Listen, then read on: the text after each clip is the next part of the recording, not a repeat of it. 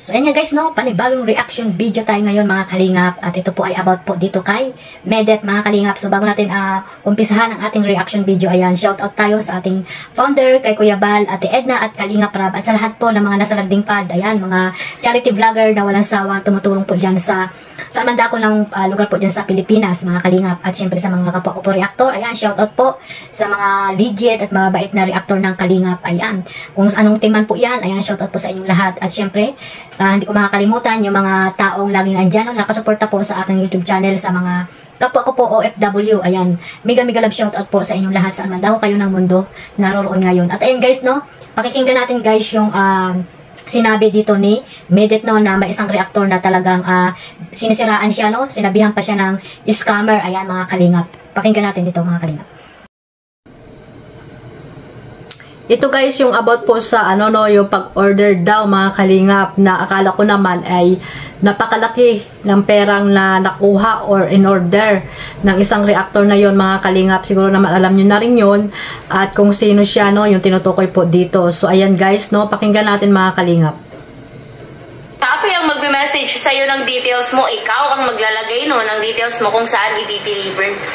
Kasi online nga po yan. Pero yan, sige, kasalanan ko po talaga yan na hindi ko pinollow up. Tapos yun, nung may time na naayusin ko yung problema, hindi mo po ako binigyan ng chance na ayusin yun. Pagkos, ang ginawa mo, sinira-siraan mo ako sa live, niyurak-yurakan mo ang pagkatao ko at yung dignidad ko, at sinasabi mo na parang may pagka-scammer ako, pati yung mga supporters mo, ginaganyan na ako. Paano po ako magiging scammer na nakikita nyo ako, nakita mo po ako sa personal? At saka po, bakit mo po hindi sinisin yung message ko nung hinihingi ko na po yung address mo? Yung sinabi ko po sa'yo na, sige po, kasi total, nagpakita ka naman na lang po ng ipakita ko din po yung conversation natin.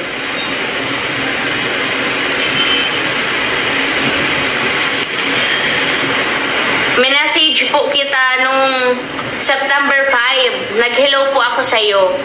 Wala ka pong ne-reply, sin lang. Siyempre, kung hindi ka po magre-reply, hindi ko po maaalala na kailangan pala po kita i-follow up or may concern ako sa'yo. Nawala? Kasi marami po akong iniisip. Marami talaga akong ginagawa. So, at yung time po na nag-hello po ako sa'yo, tita, siyempre po, dapat na tama nga naman, no, mga kalingap, dapat talaga pa nag-order ka, ilagay mo na lahat doon yung mga details mo. At ayun, no, hindi lang naman ikaw yung nag-order, siyempre marami pa, di ba mga kalingap? Kaya sana po dinaan na lang yan sa maayos na na usapan, kasi napakaliit lang naman yung pera at in-order, di ba? At dinaan pa sa social media, at ang masama pa dyan ay siraan at binalahura si Medet. At ayun nga guys, no, marami siya ngayong basher mga kalingap. So ayan guys, no, kumulo ang tubig. So ayan, ituloy natin mga kalingap. So at yung time po na nag-hello po ako sa iyo, tita, syempre po dapat naisip mo na din na kung totoo talaga na gusto mong bumili sa akin sa online selling, sana naisip mo din na nung pag-chat ko sa iyo is hindi mo pa pala na ibibigay yung address mo sa akin. Kung yun po talaga yung pinaka-purpose mo, 'di ba, sa pagbili sa akin ng ng parinda ko. Kasi parang ngayon kasi ang lumalabas na bumili ka sa akin nang hindi mo ako binigyan ng address mo. Bait lang yun. Pain lang. Na para pag naano ko nga, kasi sobrang busy ako, pag tawag dyan, kapag hindi ko nga nagampanan yung responsibility ko sa online selling is gagamitin nyo laban sa akin, which is totoo nga, na ngayon ginagamit nyo sa akin. Kasi kung hindi po pagpapahiya ang totoong nyo, at paninira yung totoong motibo nyo, dapat nung chinachat po kita na isend mo na po sa akin nung September 13 pa yung address mo, is binigay mo na po, di ba? Kasi nagka-chat po tayo privately, di ba? Nagka-chat tayo privately. Sabi mo, kahapon nag-post ako about sa utang, ngayon nag-post ako about order, ngayon inako mo. Bakit? May utang ka ba sa akin? Diba? Anong klaseng po ito? Sagot. Na para naman po akong bata na pinapaniwala nyo. Diba? Sa mga ganitong palusot. Na-mention ko ba name mo? Siyempre po, hindi ka mag-name drop. Diba? Pero alam ko at alam mo na may order ka sa akin na worth 800 pesos, di ba? 800 pesos, yun na po ba yung sapat na po ba yun para mangpahiya ka ng tao, di ba? Tapos, sabi ko sa iyo po, kasi sinabi mo sa akin na inako ko yung post mo. Sabi ko, pasend na lang po ng address nyo or Gcash para mabalik ko po yung payment nyo. Pasensya na po, super busy talaga ako. Diba, humingi po ako sa inyo ng pasensya. Pero ano pong ginawa nyo, diba? Wala naman po kayong binigay na address. Hindi mo binigay yung address mo at yung ginawa mo, isira-siraan ako sa public. Diba? Ayan po yung message ko. Ayan, humingi po ako ng pasensya. Humingi po ako ng pasensya. Kaya yung sinasabi diyan na humingi na lang ako ng sorry, magpakumbaba na ginawa ko na po kasi wala po eh. Hindi na inayos yung issue nung September 13 pa, tapos nag-live na sinisiraan ako, pati pamilya ko nagkakaano na, pero pinapakalma ko po sila at ayoko talaga silang magsalita dito. Ayokong makasali sila sa gulo kasi kung pamilya ko na po ang makakasali ay hindi ko po talaga kakayanin. Baka po makalimutan ko lahat ng wisdom na meron ako at alam ko pong maiintindihan nyo ako bilang anak. Ayaw po natin na makakadamay sa mga ganitong issue ang pamilya natin.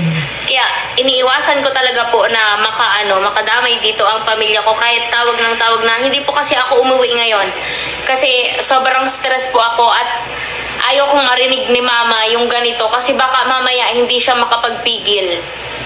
Baka makapagsalita ang mama ko kasi galit na din talaga. And guys, naku po, anyari, ano nangyari sa inyo mga kalingap? So bagay sa Medit nga, ayun, umalis na diba sa kalingap, hindi na siya kalingap. At ayun nga, no, may mga kinuha siyang reactor. Ayan, kung nakinig ka lang sana, no, meron kasi siyang live dati na dapat daw ay pinakinggan niya si Kuya Bal, diba? Pumunta na nga siya doon sa Daet. At alam naman natin na pinayuhan niya nila Kuya Brooks, ni Kuya Bal Santos Matubang. Pero hindi ka nakinig, no, mga kalingap, na talagang, tama yung sinabi ni Kuya Bal na talagang pagdating ng panahon o ng araw ay talagang hindi yan magsusuporta sa iyo habang buhay, mga kalingap, lalo na yung mga reactor na ay ang away lamang, no? Mga issue lamang ang ginagawa dyan sa kanilang mga YouTube channel. Tama, no? Na pinayuhan ka ni Kuya Bal pero hindi ka naniwala, no? At ayun, pinanigan mo pa rin yung iba, yung mga reactor na pumasok lamang sa iyo. Na noon man ay hindi naman ikaw kilala, 'di ba mga kalingap? Hindi ka man yan hindi ka man nila yan nireaksyonan. Ngayon lamang yung pumasok sa iyo para sa pansarili nila ding na mga pagkaroon sila ng views, 'di ba mga kalingap? Kasi nga itong yung isang reactor diyan na yan si Kapitana ni Hides, 'di ba? Reactor yan dati ng Kalingap pero hindi naman siya nag-boom dito sa Kalingap kaya ayan pumunta diyan kay Medet na sinisiraan pa ang Kalingap, 'di ba? Si Kuya Bal at si Kalingap Rab, sinisiraan pa yan dahil lang diyan sa pagtatanggol niya kay Medet, no? Dapat mga Kalingap hindi ganoon. Kung nakasuporta po kayo sa isang YouTuber or yan nga kay Medet, dapat doon lang po kayo mag-focus sa kanyang mga ginagawa, sa kanyang pagcha-charity. Hindi po yung sisiraan niyo si Kalingap Rab, si Kuya Bal. Tapos ngayon anong nangyari mga Kalingap? Anyari sa inyo. At ayun, bumaligtad na ata ang mundo, no? Bumaligtad na talaga. Dahil ayun, no, nagpapabango na naman kayo siguro sa Kalingap. At ayun, dahil lamang sa napakaliit na na pera na nag-order ka dito kay Medit ay ganun na lang na sisiraan mo samantalang dati kung gaano mo siya kamahal, 'di ba? Bunso pa ang tawag ninyo sa kanya. 'Di ba mga Kalingap, kung ano-ano pa yung mga sinasabi nyo din sa sa Kalingap kila Kuya Bal para lang ipagtanggol nyo ang si Medet, 'di ba? Dapat hindi po kayo ganun. At kung ano man yung pag hindi niyo pagkakaunawaan ay dapat pinag-uusapan yan dahil pumunta naman kayo kay Medet, hindi naman kayo siguro niya kilala or hindi kayo sinabihan para reaksyonan niyo siya, di ba? Pumasok lang kayo sa kanyang community para ipagtanggol siya or dipinsahan na alam naman natin na wala naman siyang kaaway. Hindi niya kaaway ang Kalingap, mga Kalingap, di ba? Hindi niya kaaway ang team Kalingap, bagkos ang Kalingap, siya po ang dahilan kung bakit nandiyan siya ngayon, di ba? Lalo na kay Kalingap Rab. Sinabi naman niya yan sa interview niya doon sa sa school nila, di ba? Sa sa school, basta doon, nakalimutan ko na, sinabi niya, kasi in-interview siya doon na bakit siya nakilala, because of Kalingap Rab, di ba? Sinabi niya sa team Kalingap, ano pa ang nyo, di ba mga Kalingap? Hindi po yan makikilala kung wala po talaga ang team Kalingap. So, ayan guys, no, na baligtad na po ang ang sitwasyon, ayan, na kinalaban na nila si Medet dahil lamang sa maliit na bagay, no, maliit na pera lang yan para manira kayo ng isang tao. Hindi po ako hindi po ako kumakampi kay Medet, kasi nga si Medet ay talagang may ginawa din na hindi maganda sa Kalingap nung una pa lang, no, na mga na mga ginawa niya. May mga narinig din ako na hindi maganda kasi nga sa sunod reaction na natin yan mga Kalingap, no. Hindi pa ako kumakampi sa kanya dahil nung una pa lang ay nireactionin ko na yan si Medet at talagang pinagtatanggol ko din yan mga kalingap na hindi siya ganon, hindi siya dahil umalis sa kalingap, dahil na ano ng mga sponsor, di ba? Na tawag dito, nawakwak ng mga sponsor, pero hindi ako naniniwala doon. Pero nung umalis nga siya, yun, nahimik na lang ako dahil hindi, ayoko makisali sa mga ganyang gulo, di ba mga kalingap? Dapat yung pagdipinsan nyo kay Medet nung pumasok kayo sa kanyang community, dapat hanggang dulo ang pagsuporta nyo mga kalingap. Kasi nanira na rin naman kayo sa kalingap eh. Kay Kuya Bal, kay Kalingap Rab, sinira-siraan mo, di ba? Ng isang reactor na yan, na ngayon ay sinisira-siraan si Medet sa social media. Dapat iniisip mo rin yung mga, tag dito, consequences, di ba? Ano yun? Iniisip mo din yung magiging kinalabasan noon mga kalingap. Kaya sana bago tayo magsalita, ayan, isipin muna mga kalingap kasi hindi natin alam ang pagdating ng panahon, di ba? Kaya ayan, si Medet, aral sa iyo yan, no? Kung ako sa iyo, Medet, hindi na ako nagkuha ng reactor. No, kasi hindi pa naman hindi ka pa naman talaga sikat. Kasi ilang pa lang yung subscriber mo, kumuha ka lang ng mga reactor na hindi mo naman kilala, di ba?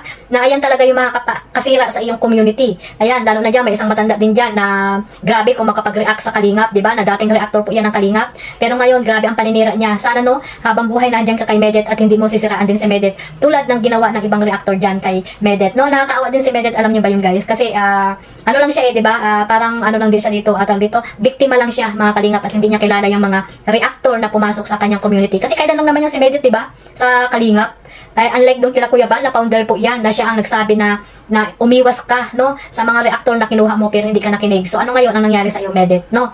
So, kasalanan mo din yan, di ba mga kalingap? So, kung ano man yung nangyari sa iyo. Kaya sana ay malagpasan mo yan, no mga kalingap. Sana naman yung iba, no, iwasan din natin yung below the belt na panghusgan nyo dito kay Medet, mga kalingap. Kasi kahit papaano naman, ay naging parte rin po siya ng kalingap. Kaya, kung ano man yung mga nagawa niya, nobody's perfect naman, di ba mga kalingap? Kaya, sana ay, malutasan niya yan, no? Tawag dito, hindi madamay din yung kanyang pamilya, di ba mga kalingap? Kasi bilang isang ina, bilang isang ama, ay kung ano man yung mga naririnig niya sa kanyang anak ay talagang hindi po yung makakapagpigil, di ba? Kaya nga sabi ni Medet, yung huwag na huwag mangyari na madamay pa yung kanyang pamilya at hindi niya alam kung ano yung mangyayari. Kaya sana ay niya yan, malampasan niya yung mga problema na yan, no? At sa reactor na laging yun nga sinisiraan si Medet, mag-isip-isip ka din naman kasi nga pumasok ka kay Medet na hindi ka naman kilala, basta ka nalang pumasok, di ba? Kaya nakita mo, di ba, sa Hong Kong, yung bigla na lang kayo pumasok bilang reactor niya, na wala namang kalaban si Medet, hindi naman niya kalaban ng kalingap para dipinsahan nyo.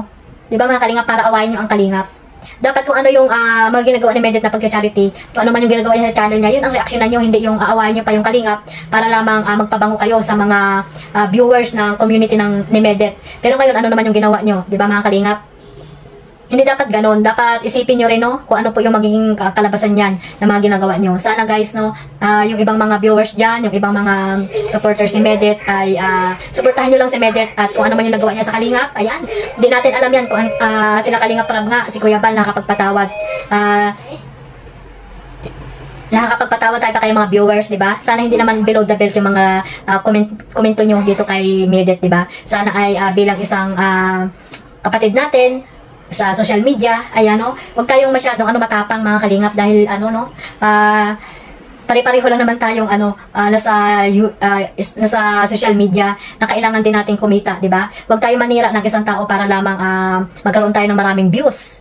Di ba mga kalingap, pangit kayo yan, mapanood yan ng inyong mga anak na nakikipag-away kayo dyan, na grabe yung mga bungangat nyo dyan, pagmumura nyo, paninira nyo sa isang tao, ano masasabihin sa inyo? Di ba pangit yun? Kaya sana guys, no, isipin lagi ang mga sinasabi, isipin lagi ang ibabato sa isang tao kasi hindi nyo alam kung ano yung mangyayari, di ba? So sana guys, no, malagpasan ito talaga ni Medet at ayun, no, abangan nyo po yung next na ko dito na reaction kay Medet kung ma-reactionan ko pa kasi may mga din siya dito sa blind na ginawa sa kalingap. So and guys, no, maraming salamat po sa suporta ninyo at huwag nyo pong kalimutan suportahan si Kuya Bal Santos Matubang, Ate Edna Vlogs at Kalingap Rab at sa lahat po ng mga nasa landing pad, ambassador, deputy at mga Kalingap Scouters at syempre yung mga charity vlogger po na walang sawang tumutulong po dyan sa saan man dako po dyan sa Pilipinas at syempre ang inyong lingkod, Kalingap Maymay. Maraming salamat po sa suporta ninyo. One family, one Kalingap. God bless us all. Bye bye.